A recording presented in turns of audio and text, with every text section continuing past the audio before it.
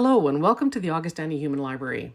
The title of today's human book is Yellow Star, Red Star, and this is the book's abstract. I was born in Hungary in 1932, a year before Hitler came to power. I started school at the outbreak of World War II. Many of my family and friends were murdered in the Holocaust together with 500,000 other Hungarian Jews, but a series of miracles and coincidences allowed me to survive. I worked as a child laborer in the agricultural and armament camps of Austria and was liberated by a rampaging Soviet army.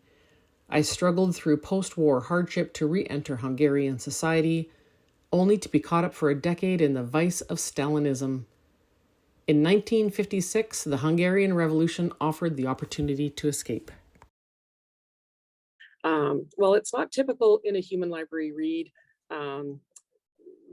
Our human book today will be using slides to guide her conversation, and I certainly appreciate her extra care in and care and attention in preparing those for today's event.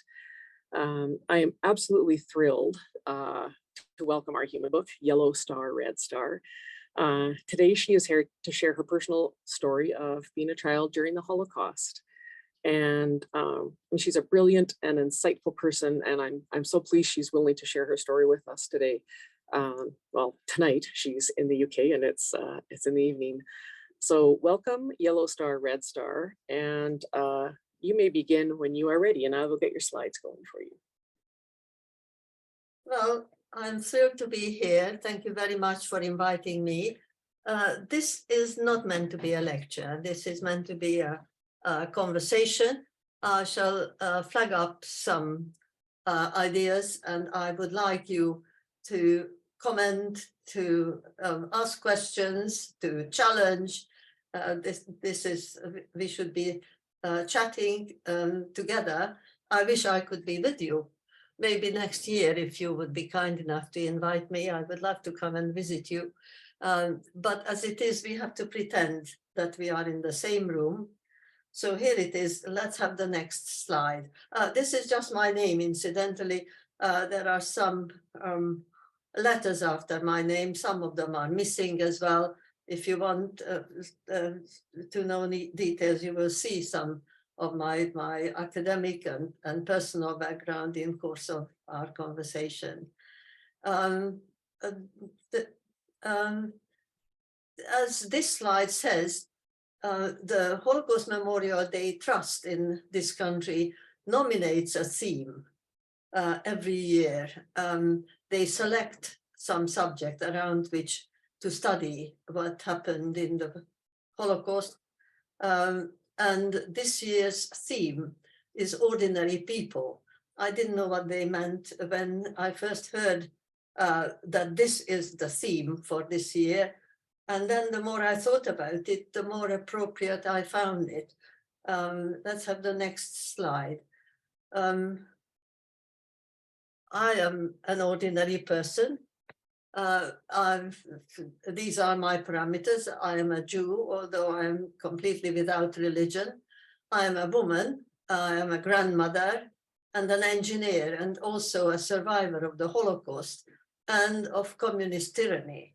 An aspect which we might discuss, if that interests you, is what the difference is between the tyranny symbolized by the yellow star, that is the fascist tyranny of my childhood, and the communist tyranny which blighted my youth. So my life really properly began only after I escaped from the second tyranny of my personal history and came to live in England. It's very interesting. In the two first parts of my life, in my childhood and my youth, there was oppression, there was murderous persecution. It's a sequence of miracles that allowed me to survive the Nazi period. And you had to be very, very careful to survive the communist period. So here was no freedom. There was, in the Nazi times, there was vicious discrimination. in the communist time, there was equality. Misery was for everyone, equal misery, but no freedom. When I came to Britain, I suddenly found that this was a country where there was freedom. There was opportunity. I was never abused. I was never persecuted, but I was, in spite of the freedom, I felt I was discriminated against because I was a woman. And working women were at that time considered to be unnatural, an unnatural mother. Women engineers were an oddity. So in Britain, I found freedom, but I didn't find equality. Which is to say, people were ordinary, even in Britain, even in generous, wonderful Western Britain, even there, people were ordinary and not perfect. May we have the next slide, please? In the Holocaust times, it was easy to imagine that the perpetrators were evil, that the bystanders were indifferent, the sufferers were dignified and noble, and the elders of the community were self-sacrificing brave leaders. And it turned out that this was not at all true. These were cliches which didn't apply. All of those categories of people who lived through the horrors of the Nazi period, they were ordinary people. And it was difficult to predict how people might behave. For example, in our camps, one of the heroes was a 13-year-old boy, and one of the people who showed himself to be weak and unworthy was a learned, dignified professor of medical science who failed his community. Both were Jews. These are just examples that it was difficult to know how people might react in those extreme circumstances. The next slide sums up what had happened. You would know these things yourself. 85 million people lost their lives in World War II. 17 were murdered by the Nazis deliberately, Nazis and their allies. Among these, 6 million were Jews, and 10% of them were Hungarians, which is a significant number for a very tiny country, as you will see on the next slide. It's my native country, right in the middle of Central Europe. And there were 3 times as many Hungarian Jews murdered than German-speaking Jews, twice as many as the victims of the whole of Europe, with the exception of Poland and the Soviet Union. They were Hungarians. In other words, for interesting historical and sociological, whatever reasons, Hungary distinguished itself for being the most vicious perpetrator of Nazism. That is my native country. Take a look at it on the next slide. Interesting, because it was a democratic country. That picture there is the iconic building of the Budapest Houses of Parliament.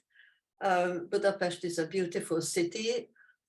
In front of the parliament flows the Blue Danube.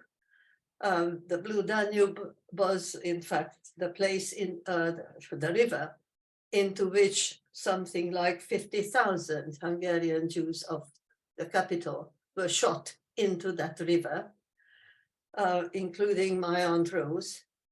Well, this democratic country with this beautiful parliament elected politicians who were racist and who hated Jews, and the public servants, the civil servants of Hungary were the implementers of those laws which first discriminated against Hungarian Jews and later locked them into ghettos, deported them, and murdered them by their hundreds of thousands. The next slide tells you, in case you think that I am prejudiced against Hungarians, not at all. Hungarians were gifted, artistic, musical people. If you looked around in my home, there are lots of examples of Hungarian folk art. I have among my collection of music, folk music. I could sing many of the folk songs, the beautiful folk songs, and quote beautiful Hungarian poetry for you. It's not that I don't appreciate the great gifts that Hungarian culture offered the world. Nevertheless, Hungarians were in some way living in the shadow of this notion that Hungarians were a race apart.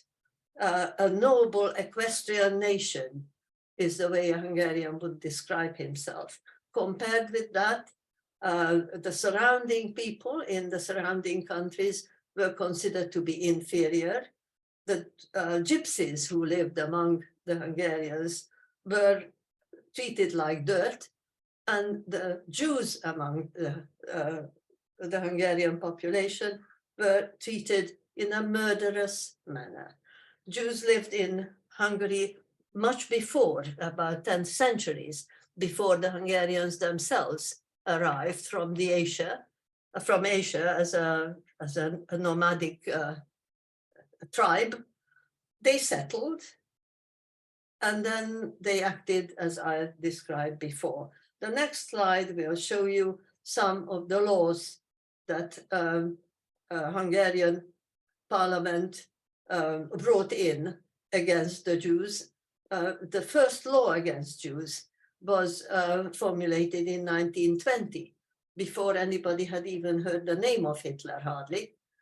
And subsequent to this came act after act. I just list here some of the major acts of anti-Jewish acts, which deprived Jews, as I already said, of their educational opportunities, of their livelihoods, and ultimately of their lives. Next slide, please. I don't expect you to read this, but I leave behind the slides in case you would want to study them later on.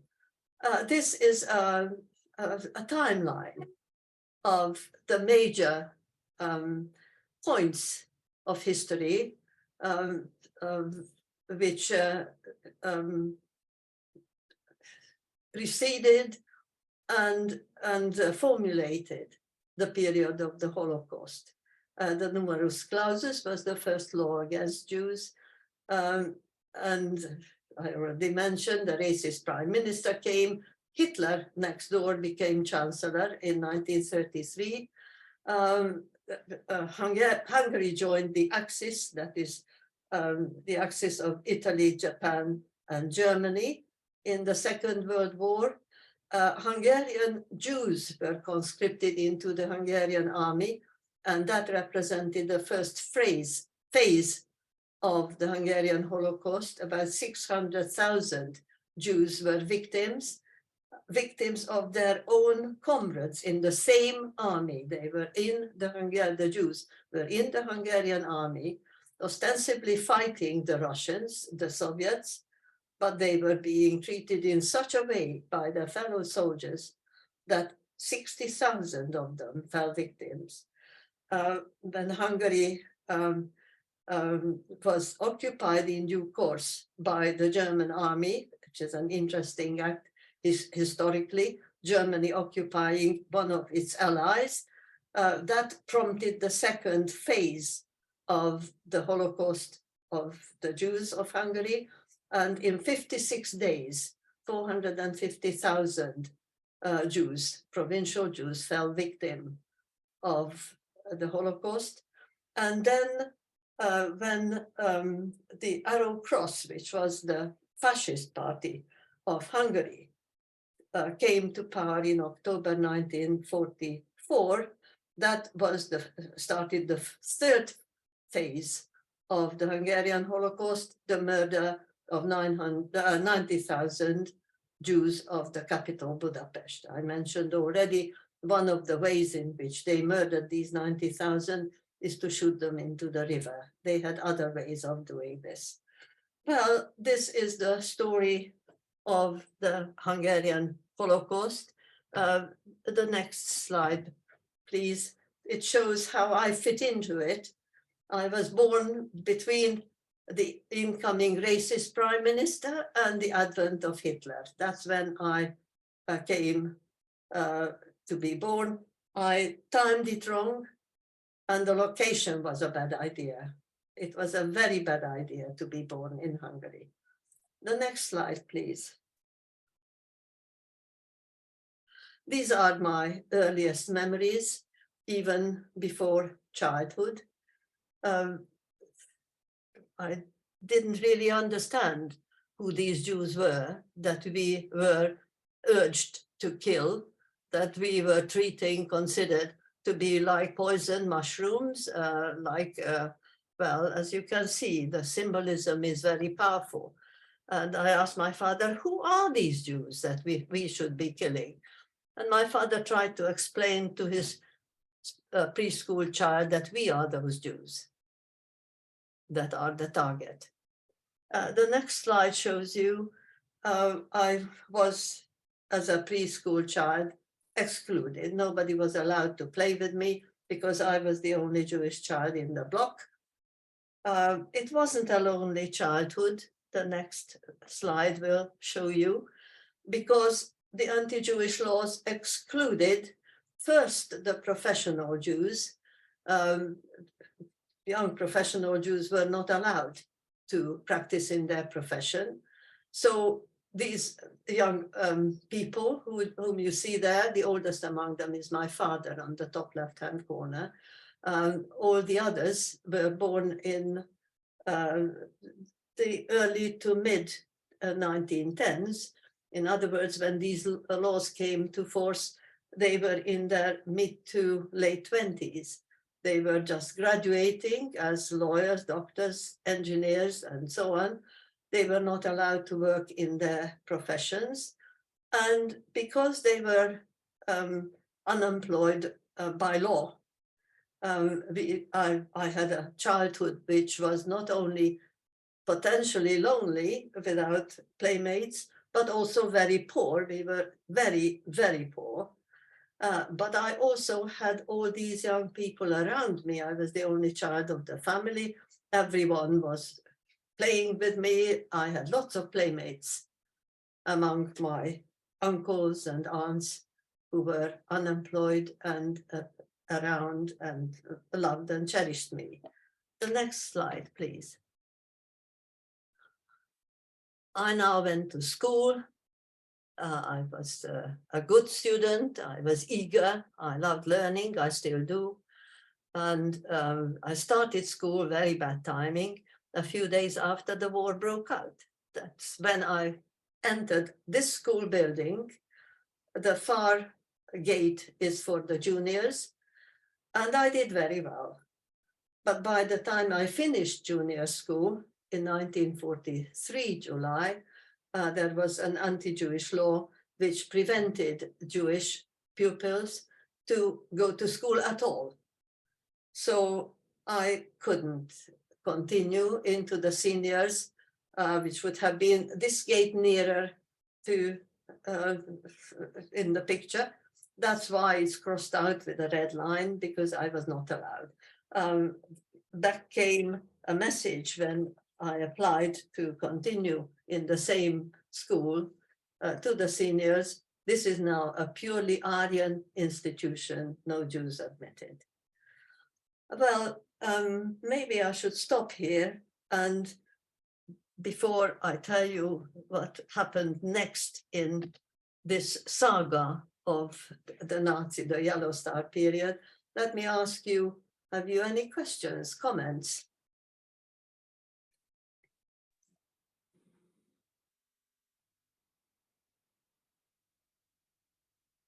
Hello. It's hard to see with. A stunned silence.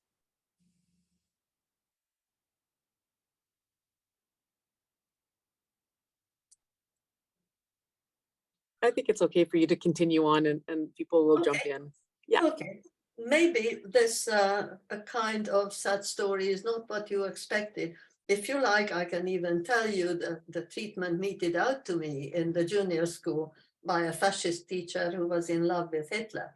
But let's go on to the next slide. It will accelerate now. In 1944, as I already mentioned, in March, the German army came to occupy Hungary. It's important to note, please remember, that about 150 Germans were given the task of get rid of Hungary's nearly 750,000 Jews. Now, if anybody could have imagined that 150 people could, in less than 2 months, murder that many Jews, they had a very vivid imagination. The task would have been impossible. The task of getting rid of that many Jews was in fact given to the Hungarian gendarmerie on their beautiful uniform with cockerel's feathers in their helmets, sitting on top of their horses. Those are the Hungarian gendarmerie, renowned for their brutality.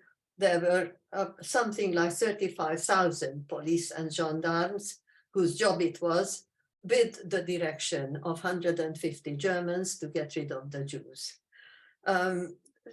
First came the Yellow Star Law, and you can see those dangerous Jews over there on the right wearing the compulsory yellow star. This is a famous photograph.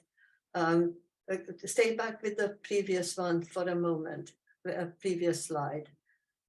I just want to show you the deportation law came in May 1944, and in a wagon such as this was my family deported. There were 87 of us who traveled in a wagon just like this for 4 days and 5 nights, without food, without water, and without sanitation. Some died and some went mad in course of such a journey. The next slide will show you my ghetto family. Not everyone. Next slide, please. Sorry, I'm just having troubles on the computer. I'll get it. Yeah, okay, thank you. Well, there were 13 members in the ghetto, in a tiny little, my grandmother's tiny home, jammed together. 13 members, 3 grannies, my 2 grandmothers, and the grandmother of one of my little cousins. There was only one man, my father, who was very ill. All the other men had already been taken to the army and killed in the Hungarian army, as I already told you. There were originally 5 women and 3 little children, but one of the women and her little boy, Gabi, aged 5, they were killed by the gendarmes even before deportation happened. So the ghetto family numbers went down to 11. Little George was with us. He was 3, little Eva was 2. The pictures are there. And 2 of the grannies. I don't show you all the photographs, but at least you can put some human faces to those numbers who are listing the ghetto family. The camp family became 11 after we lost Gabi and his mom. The next slide, please. Here is an artist's impression of what it was like mounting that wagon. My memory is very similar. In my book, Yellow Star, Red Star, I describe what it was like. The map in the bottom right-hand corner shows you the unlikely event that happened to my family. Most of the provincial Jews of Hungary were sent to Auschwitz, and as I said, 450,000 of them were killed in less than 2 months. There were 15,000 Jews who were assembled instead in Austria, and they were put to work as slave laborers. Our train, the one whose passage is shown in red, was heading for Auschwitz, and it was about halfway through when it was diverted to Austria instead. Why and how it happened is a bizarre quirk of history, as historians describe it, but that is why I survived, because our train was so diverted. Otherwise, the grannies, the little toddlers whose pictures you have seen, and I myself, aged 11, would have gone to Auschwitz and would have been among the 450,000 who were murdered in Auschwitz. The next picture, please. Now comes my personal story. I was 11 years old, but when we arrived in our first place, first camp in Austria, that was near Vienna in a farm, state-owned farm called Magdalenenhof, it turned out that only those who worked were given any food, and only between the ages of 14 and 65 could you work. Well, the grannies were too old and the children were too young. That would have meant that 6 members of our ghetto family would not have worked, and the food rations of those who worked had to be distributed among us all. And the food rations were small, even if you had one complete ration to yourself. So I suggested to the family, and they agreed that we should lie, that I am not 11 but 14, so that I should be allowed to work with the adults, so that I should earn another portion of food for the family. So this is how one day I was 11 and the next day I was 14, and I worked as a farm laborer at first. Then that was very, very hard, and details are in my book described. The next picture shows you when the snow came down and the farm shut down as good as, oh yes, before that I write about ordinary people here.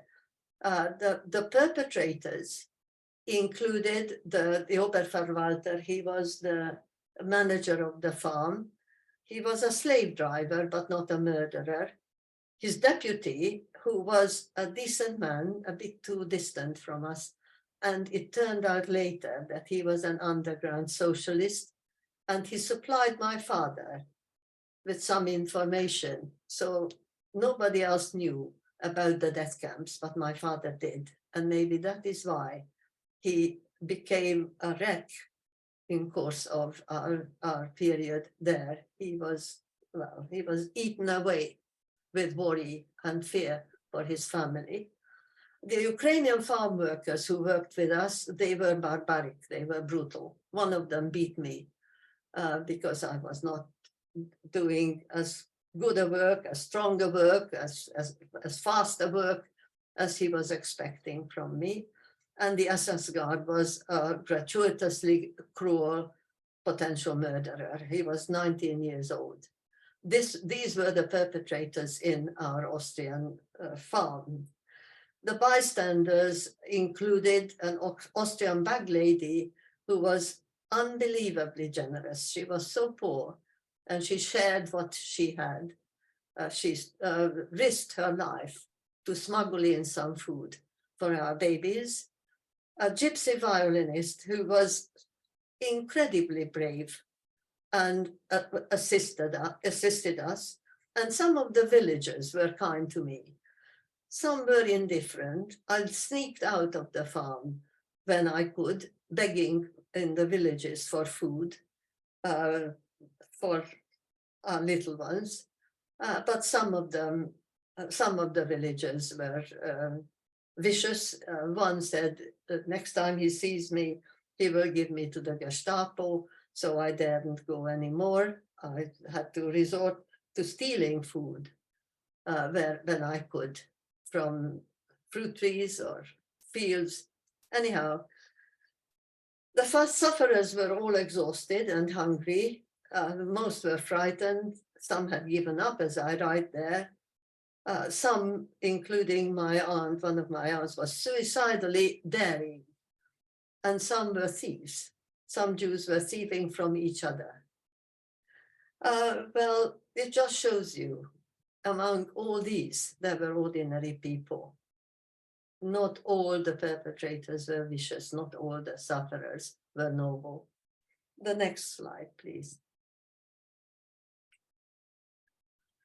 Well, when the farm shut down because the winter had come, then we became factory workers, and I worked in a factory in Vienna itself with my family, making anti-aircraft guns for the German army.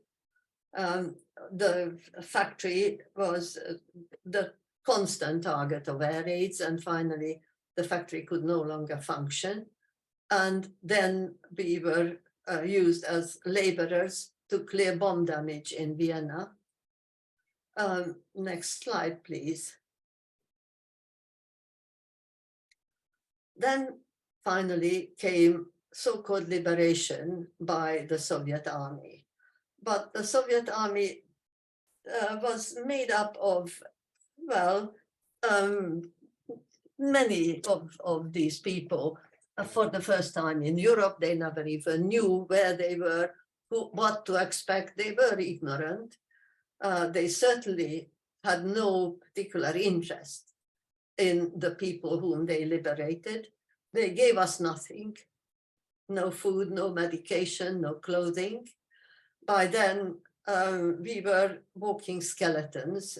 We were, many of us, dying of starvation. So this liberation was liberation, true enough, but without any compassion and without any help. The next slide, please.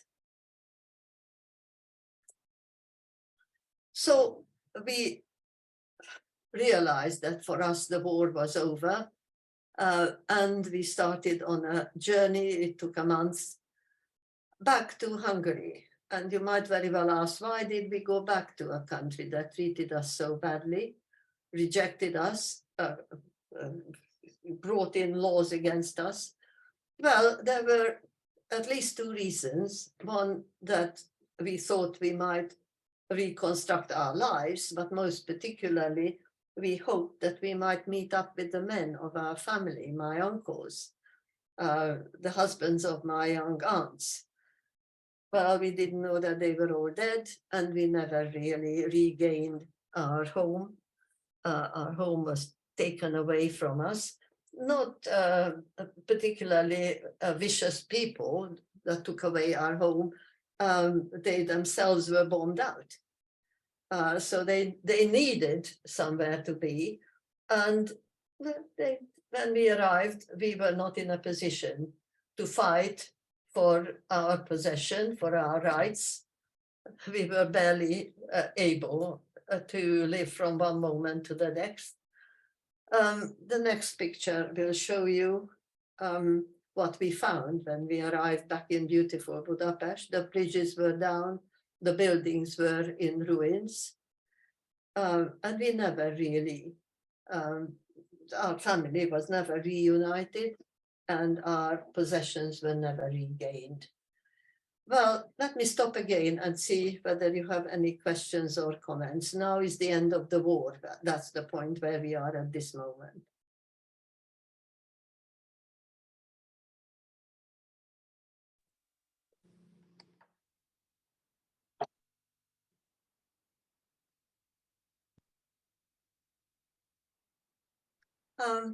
Am I right? Andrea is speaking, but we can't hear you.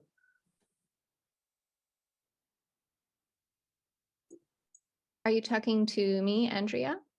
Yes, I thought you were Yeah. talking. Yes, thank you. I do have a question for you. My husband is Jewish, and so his grandfather was one of the first to graduate the University of Alberta's medical school. Uh-huh. And he became a psychiatrist and worked in Europe as one of the first people to work with sort of like the shell shock of war. And I've always been intrigued by how a Jewish person and any human who has gone through so much trauma can begin to move forward, knowing that you've experienced the absolute worst of human nature. And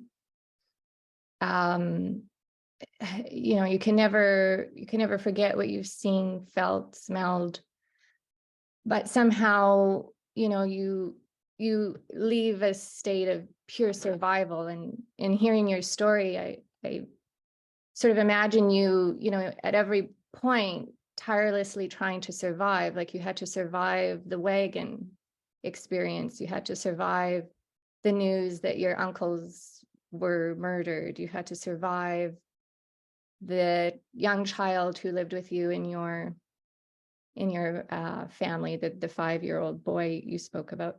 So how do you go from a place of pure survival to thriving? Because you clearly have thrived. So where is your mind? Like as the war is ending and you're coming upon yet more horrible news, like how does a person pick themselves up and carry on? Yes, it's a compassionate and kind question, and similar questions have been asked from me, and I gradually realized that one of the reasons why I was strong during those times, during the camp times that I just described, was because there were some members of my family whom I loved dearly who were even weaker than I was. If you looked around, I actually scanned each member, went through every member of that 11-strong family, and every one of these people, for some reason or another, was even weaker than I was. Starting with the 2 toddlers, they were a tremendous burden to be physically carried, to be cared for, to be kept warm first, to make sure they were clean even when we couldn't get ourselves clean. Their welfare was so important that it was, as it were, an inspiration. I never, it's not because I was any kind of a saint, but I never stopped and thought about myself, because there was somebody so dear to me as these 2 lovely little ones, that I had to think about them and I had to be strong so that I could help them. And my grandmother was an absolute tower of strength with her intelligence and her foresight. And I urge you, read my book, because it will describe to you what a magnificent character she was. Practically illiterate, brought up in the country. She was something like 4'6" tall. She was a tiny little person with immense strength of character. And as I said, foresight and natural intelligence. Nevertheless, she was frail and old and so dear to me.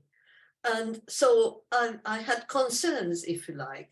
And if you went through each one, take one of my aunts, the mother of the little girl whose pictures you had seen.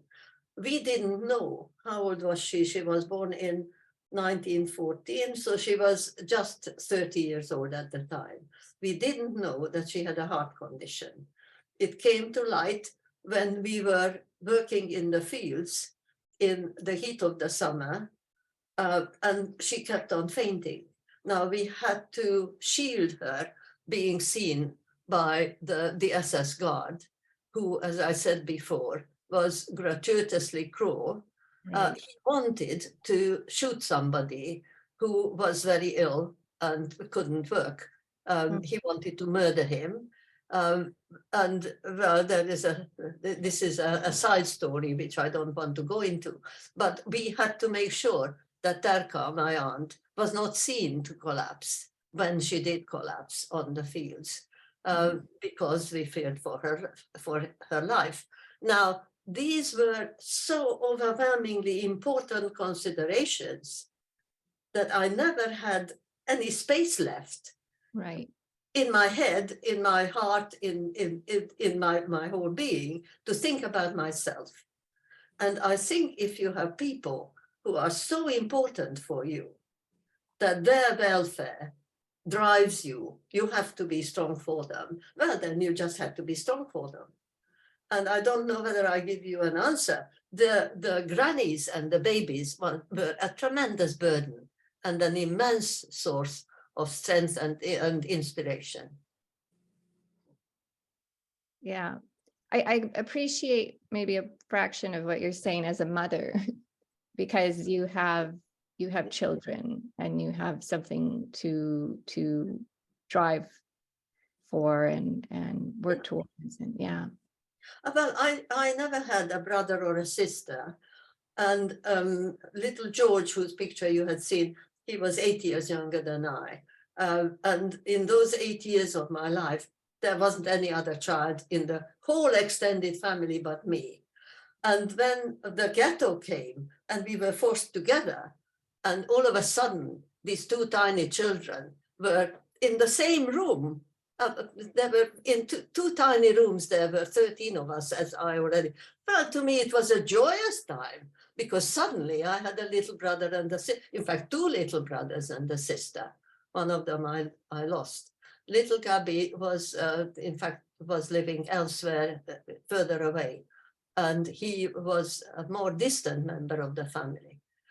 These other two, little George and Eva, they were immediate members of my family. And it was fantastic that I suddenly had a little brother and a sister.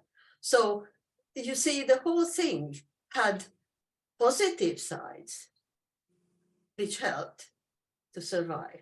And after the war, it was difficult. But by that time, my father was, well, he was very sick even before.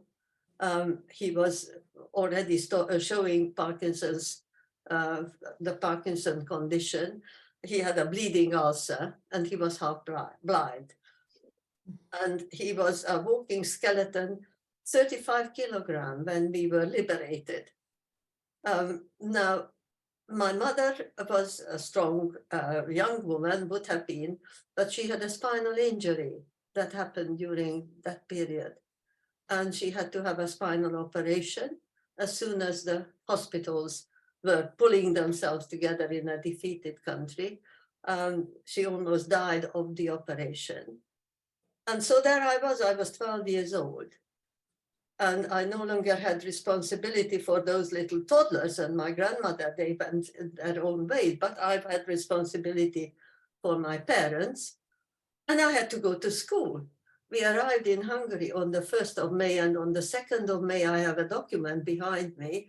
When on the 2nd of May, I was enrolled in school. And I had 6 weeks in which to catch up with 2.5 years of work that I had missed to pass the examination, so I don't miss a year. Wow. I was a busy girl of 12. Yeah. So you see, I didn't have time to think what trauma, what post-trauma was like. Post-trauma meant new trauma, new worry. There wasn't enough food. Right. Hungary was there was a threatened epidemic of cholera and typhus after the war in Hungary. I mean, the conditions were so dreadful, and I was so busy that I couldn't but be strong. Right. Wow.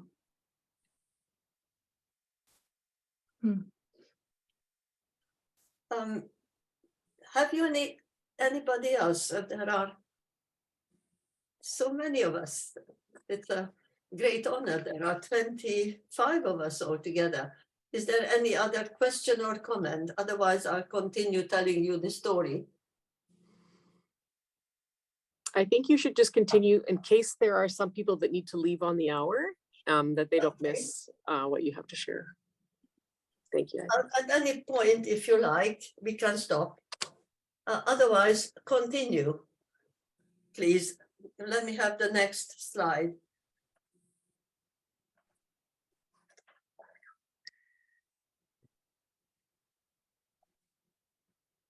So I am in school and I had responsibilities, as I have just said before.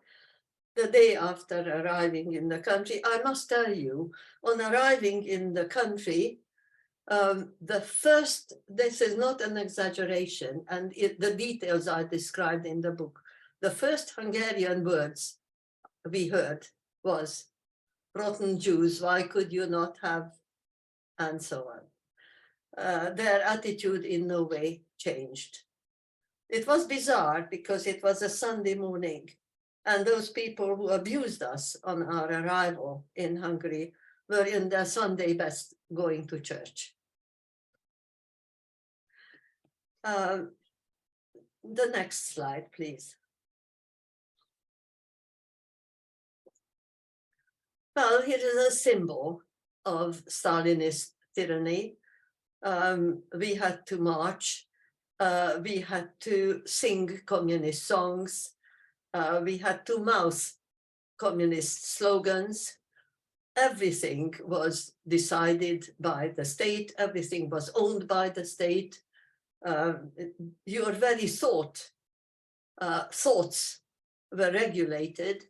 So filled were you with communist propaganda that there was no chance of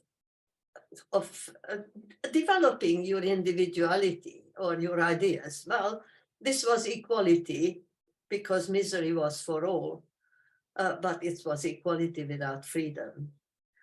The ordinary people of the country who were fascists yesterday suddenly became communists. Sometimes the very same people changed their uniform from one to the other. And it was quite difficult to remain true to yourself. You had to hide your individuality, your opinions, your ideas, because the state was in control of your very soul, or so they tried. Nevertheless, I went to university. The next slide will show you the symbol of the fact that I did well at university is that I had a red degree. An ordinary person had exactly the same looking degree certificate, except theirs was black. A very small proportion of the top students had red degree certificates, and this is mine. I became an electrical electronic engineer, not by choice. I wanted to study physics, was interested in the weather. I wanted to be a meteorologist, but the state decided I should be an engineer. I'm quite grateful to them. I love my profession, but it was their choice, not mine.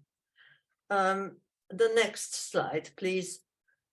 The history will show you brief revolution broke out in October 1956. It started with idealism.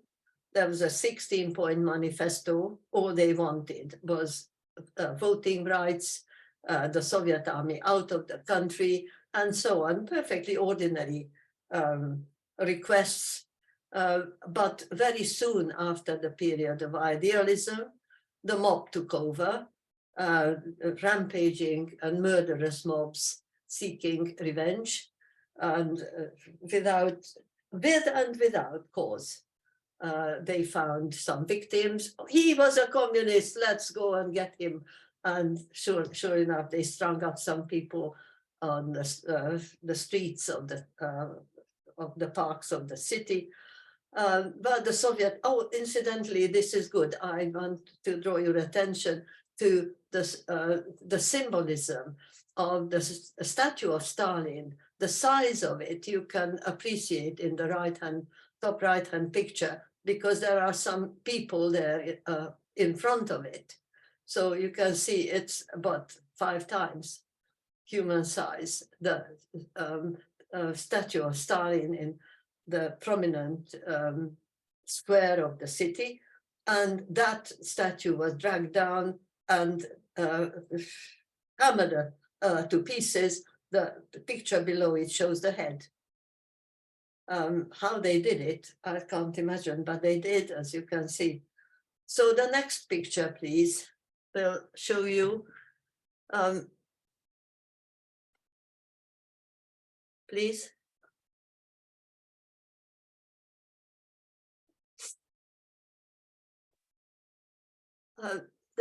Oops.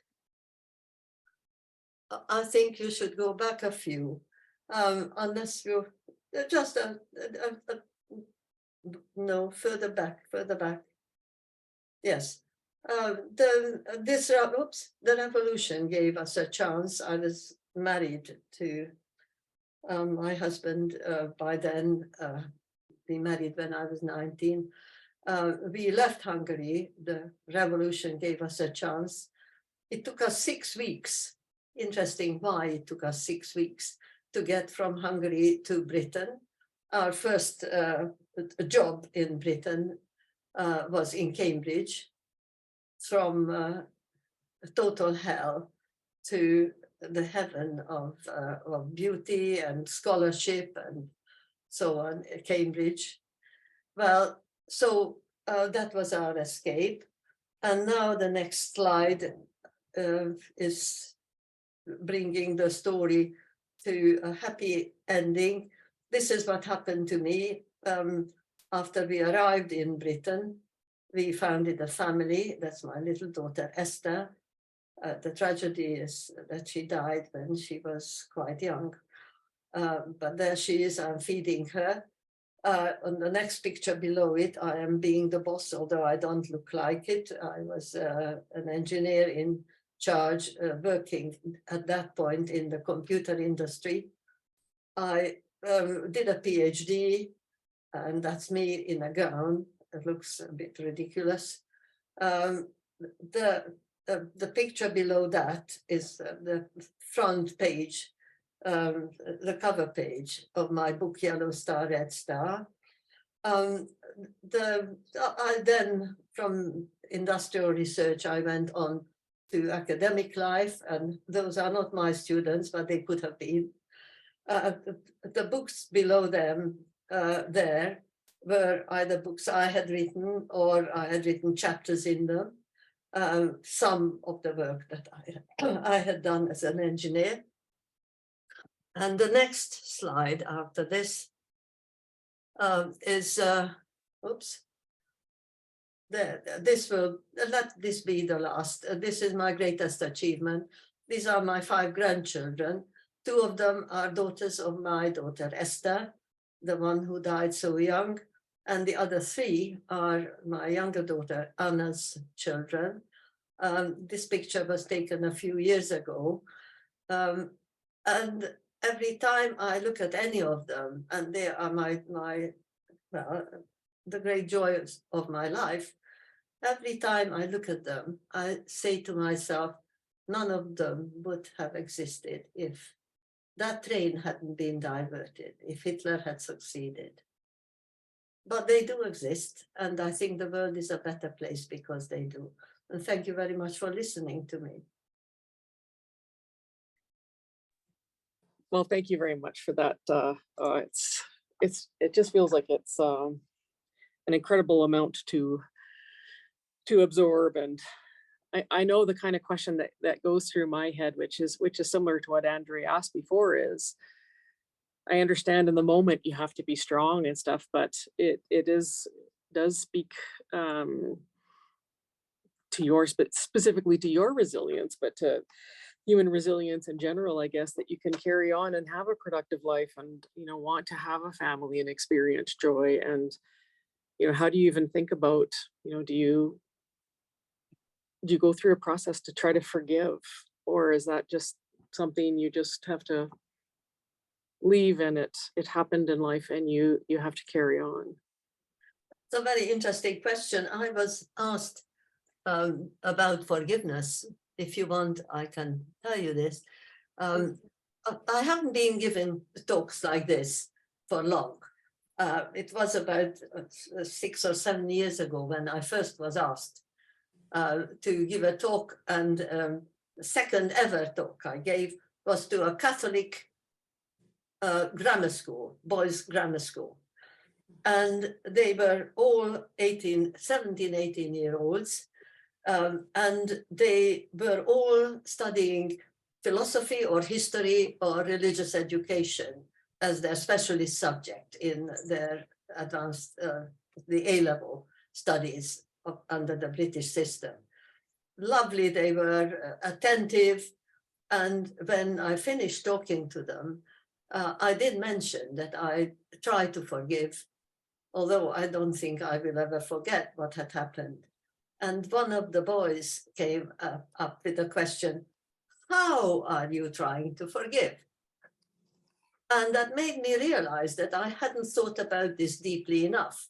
I have been trying to forgive, but really what was my way? How did I go about it? But there they were, about 80 of them, and they needed an answer. And I was standing there trying to produce off the cuff a serious and sincere answer, which they deserved. So I said to them, you would be in a better position than me to forgive, because you are Catholics and your religion teaches you to turn the other cheek and forgive those that trespass against you. I am a Jew and I am not religious. So I have no such spiritual support in trying to achieve forgiveness. And yet I am convinced that one has to try to forgive, otherwise one is consumed by hatred and negativity. Well, the only instrument I have to try to forgive is my intellect. I have to try to understand what motivated the perpetrators to behave as they did. And if I know what their problems were, at least that's the first step to understand what they did. I might not approve of their solution, but at least I see what their problem was. And he then demanded examples, and I could give 2 powerful examples. I could give them to you if you wish, but that was an interesting and meaningful question from this boy of 18.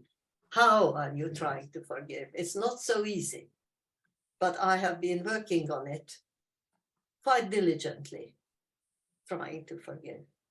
And I am going to Germany in about 3 weeks from now, trying to talk to people in Munich, in the very heart of Bavaria, which is where Hitler stems from, trying to talk to them about forgiveness and liberation. It's not so easy, but I am doing my best. I'm going to ask one more question and then I'm going to let others. Can you tell us a little bit about when you were on the farm? What was a typical day like? Well, the typical day started before the sun came up. The farm was situated on the highest point of the whole of Lower Austria. This is a flat area around Vienna. That is why they call it Lower Austria. And the farm buildings were on top of a little tiny hill, which is where the radio transmitter tower was situated. That's where the farmyard was. They woke us up when it was still dark, and because the farm was right on the top of this hill, we had to walk down to whichever field we were to work in course of the day. And we arrived on the edge of the field where we worked just when the sun began to rise enough that there was enough light so we could see what work we were doing. And we stayed at work until the sun had gone down, the light ceased. And then we groped our way back to our camp in the pitch dark, up the hill, carrying our implements, whatever, our shovels or pitchforks or whatever. The middle of the day, there was a break for lunch, so-called, which was just a dark liquid. There was soup at the end of the day given us back up at the farm yard in the dark. So the day's ration consisted of 2 bits of dark liquid, a piece of bread, and the soup, which, well, that was the food. Now, the work we did was quite heavy. We did whatever the farm work throughout. This was a mixed farm. So we harvested oat and wheat and peas and carrots and potatoes and whatever. That was harvesting, was one kind of work. I will talk about this a little more detail.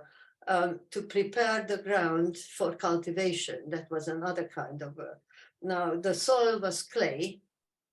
The plow, the automated plow, went through turning over the field, which had been harvested of whatever had been grown there before, and huge lumps of clay were created by the plow, as you can imagine.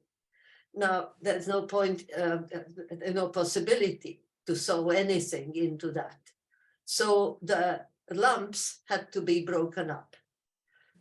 The Jews were given a long wooden-handed wooden hammer, and you had to walk along the field, breaking up with your wooden hammer, breaking up the lumps of earth. And when you got to the far end, you turned back around and you came back again and you beat the largest pieces backwards and forwards until you pulverized these lumps of clay which had been created by the plow. Now, the work was heavy, it was dusty.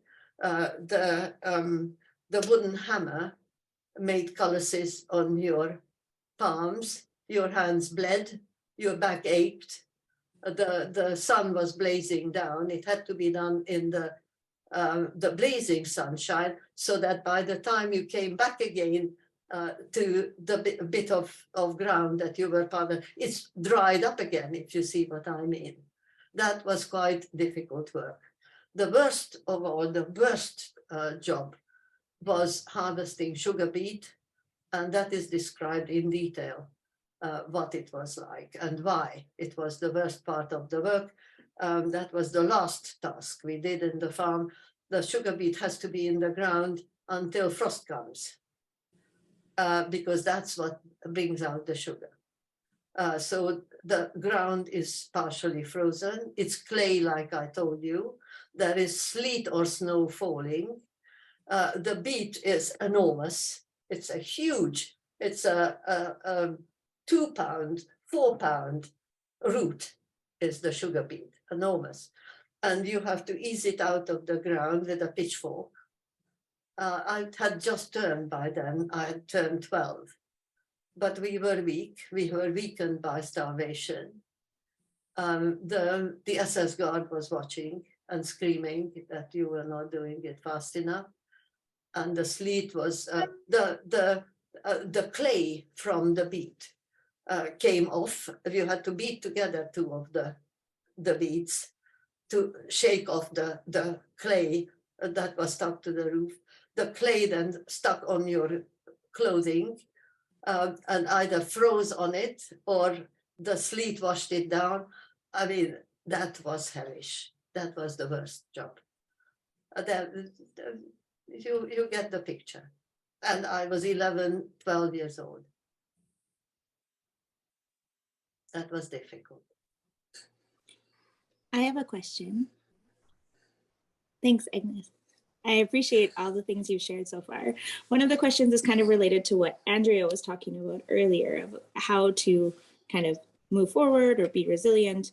And you said that you were quite busy and you didn't really have time because you were kind of motivated to take care of the people that needed taken care of. And then the war ended. Sorry. Tiny hands. 1 second. Have you had a chance to kind of process that trauma and grieve kind of the childhood that you weren't able to have because you were digging up frozen sugar beets when you were 12? Or like, have you since had a chance to kind of go through that? I don't think the whole notion of stress caused by trauma, the whole idea that you are in some way damaged and somebody might help you to mend that damage, that these are all modern ideas. When I was those ages, that was what, more than 3/4 of a century ago, and we were not dwelling on what had happened. We never recounted our stories to each other. There wasn't even the language. Do you know, it's very interesting. When I was a teenager by then, in my book, if you were to read it, you will see, we created a little club for ourselves. We got together, everybody from a broken family. Many of them the only member of a whole family, no mother, no father, no brother, or whatever. And on the one hand, some of them were still hoping that somebody might come back.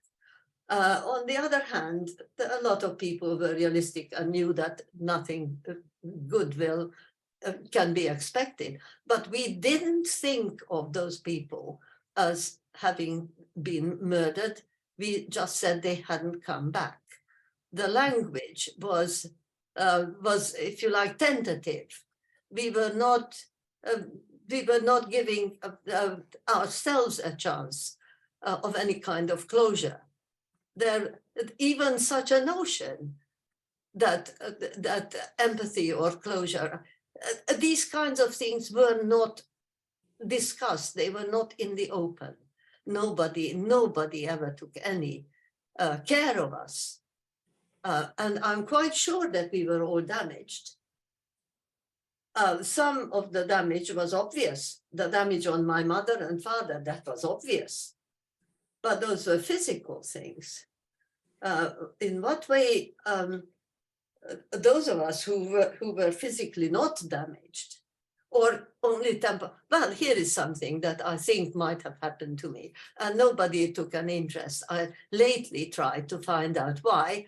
I had such a famously good memory as a child for facts and figures and poetry and what like. And I still have, in some senses, a good memory, but my memory is patchy and faulty quite often. Now, is it because I was starved at the age of 11? And I did ask this, and no psychiatrist ever got interested enough. And those who at least listened to my question, was I damaged? Have I lost memory because of starvation? Shrugged it off, no research. Is it, I mean, will it ever be known in what way we were damaged? But we were never professionally investigated, or I was certainly not. Nobody ever tried to heal me if I was so damaged. It's do it yourself.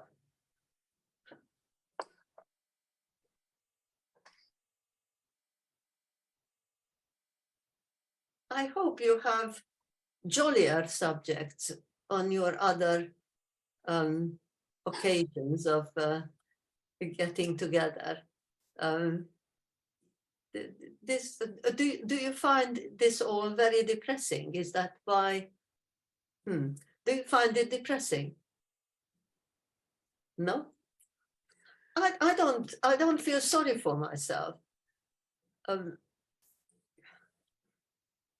Well, I think it's just surreal for us because, you know, our reference points are 11-year-olds that won't clean their room, not who, you know, work in the kind of conditions you work in and who complain that they don't like the ketchup somebody put on their burger or something. So, you know, the reference point in our worlds is just so very different. And I think what you're hearing from us is we are amazed that you were able to find the strength and resilience to carry on and have like a wonderful family life and a productive career. It's let me bring an aspect to you closer. Let me tell you what happened in the final year of my junior school. That was before the horror of death and all of that. We were still living. By then, my uncles were dead, but we didn't know that. We were still living in the hope that they might return. And the circumstances were bad. We were unbelievably so poor, you can't imagine how poor, but we were still living in our home. And I was still going to school. And that was the age of me being 10. And the frontispiece of my book shows you a photograph of me at that time. And that's a sad little girl. And so I tell you what happened in that year. That was the final year of juniors when I was rising 10. And the mistress was in love with Hitler. And the classroom was plastered around with photographs and pictures and so on of Hitler, with whom she was in love. And she had swallowed the whole of the racist ideology, according to which there is the Aryan super race, and then there are the less and less, more and more inferior types of people, the Slavs, who were very bad, but the Gypsies and the Black were even worse. And the worst of all are the Jews, because the Jews are not even human. All those are inferior humans. The Jews are vermin, and they are to be accepted. This is part of, you can read it, this is Nazi ideology. And yet there was a girl in her class who never put a foot wrong, who was the top of the class. Before then, in every year, I was always the one that won all the prizes. It's not because I was a genius, but my father expected of me so much, and my uncles had prepared me even before I went to school. And so I went in with this spirit of learning is what it is all about, and it was easy to me and a joy to learn. So there was I at the top of the class. Well, how did she cope? She had this great conflict in her mind between the Jew being lower than the lowest, and yet there is this girl. Well, she coped with it in the following way, that in the whole year while I was in her class, she never once looked at me. She never uttered my name. She never spoke to me, asked me any questions, or addressed anything to me.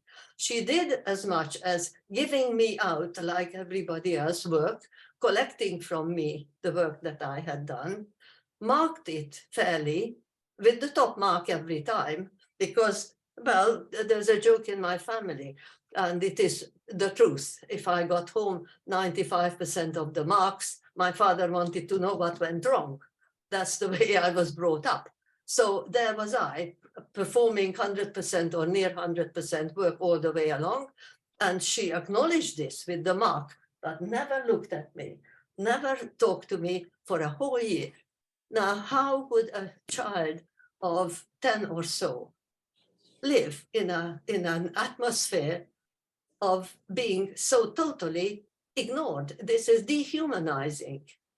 And yet so by the time the Nazis got to me in the camps, I was very well trained by the teacher.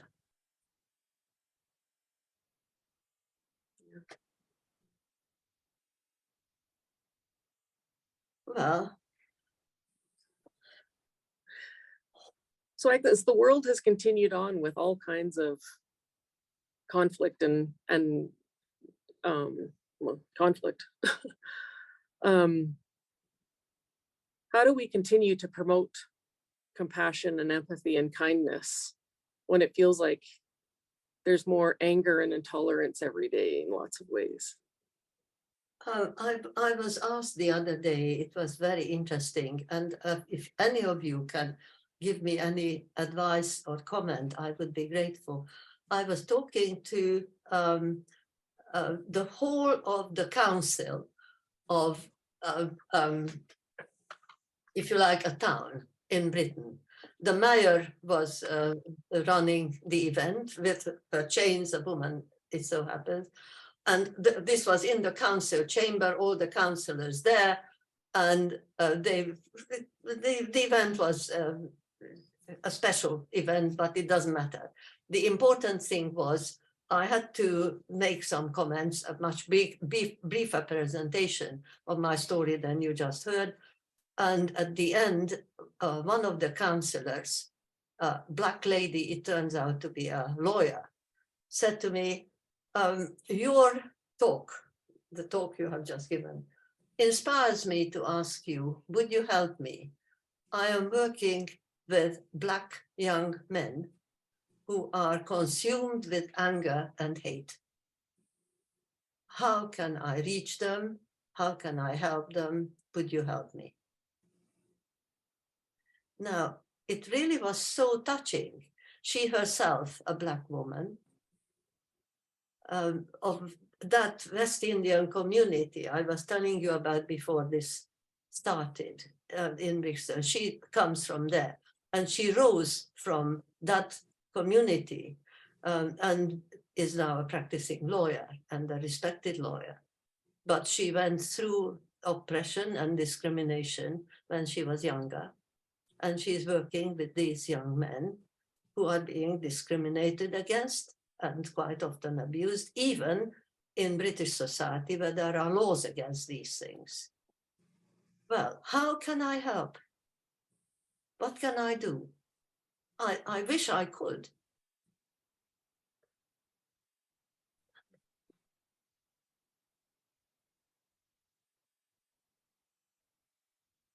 You Does anybody else have any questions? Oh, sorry.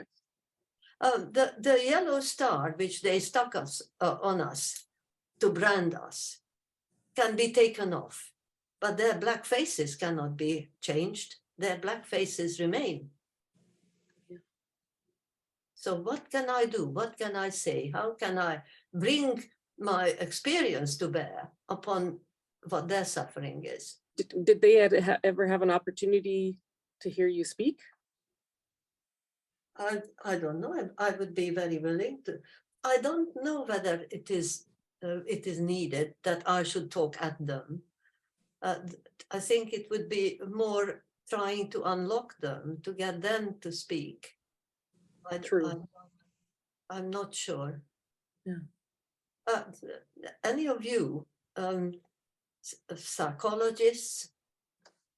I'm not even a teacher. I was a teacher of undergraduates and postgraduates and colleagues. Well, that is not what's needed, is it? It's not teaching about the engineering profession, wonderful as it is. It's about something completely different, and I am really not experienced, but I would love to help. Well, the reason I asked that though is just sort of the notion of empathy, that we are more willing to open up and share any hardships that any individual might have experienced themselves, I think, if they witness the vulnerability of somebody else and they see that somebody else has experienced hurt and has worked to find a healthy way to go forward. And every situation is not the same, so they can't be compared, but as humans, I think we can share that experience. And Nancy, if you can give me information about that museum of empathy that you were talking about, I would be very grateful. And that should be on the doorstep of these people. Yes. As I've told you, Brixton, you are not Londoners, I am now.